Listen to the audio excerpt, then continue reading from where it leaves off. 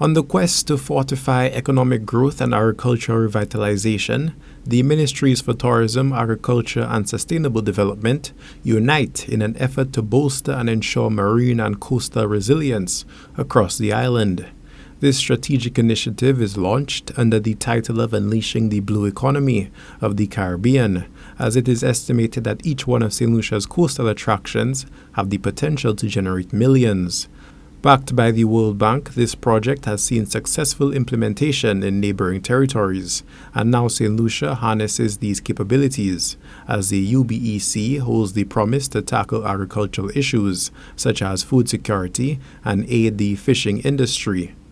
Charmaine Clausel, the project manager for UBEC, underscored the program's inherent value to the island.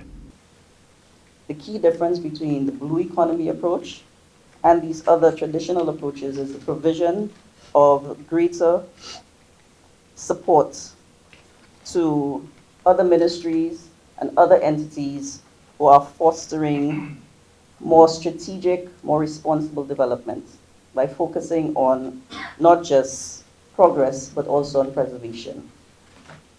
In a nutshell, sustainable development. For this reason, such an approach, a blue economy approach, integrates key elements that support sustainability and also utilizes innovation where possible.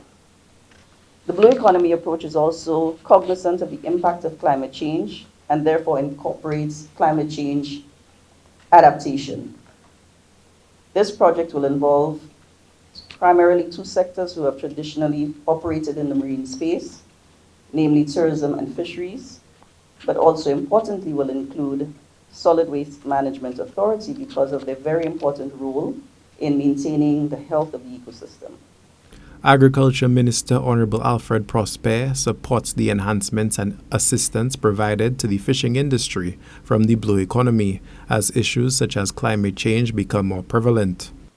The effects of climate change, global wars and unrest, as well as the effects of the COVID-19 pandemic, all have created peculiar challenges to the sector. More specifically, the work of the Department of Fisheries under the Ubec is focused on the following critical areas. 1, improvement in fisheries infrastructure and facilities. Most of our fisheries facilities are constructed in low-lying coastal areas.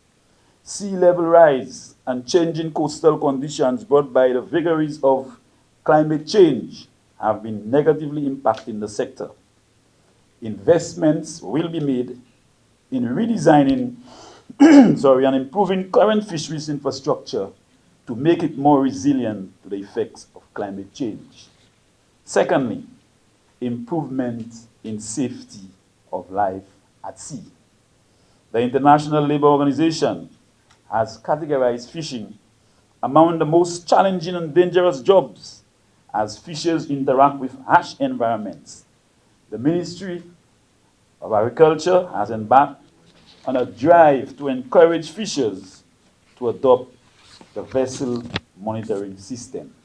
The beneficial effects of the blue economy on the tourism sector has been foreseen, and Tourism Minister Honorable Dr. Ernest Hilaire recounts the numerous initiatives in place to benefit the industry. The tourism projects under UBEC are 1, to design and establish an underwater dive sculpture park. 2, the redevelopment of the Marigot Bay waterfront, of which I'm really proud of. A comprehensive demand study for tourism transportation sector, and the revision of the National Tourism Policy, and of course the further enhancement of the Tourism Certification Program. I was really pleased to hear Ms. Cadman speak of the coral, because I was hoping there would have been another component, which is a coral restoration project.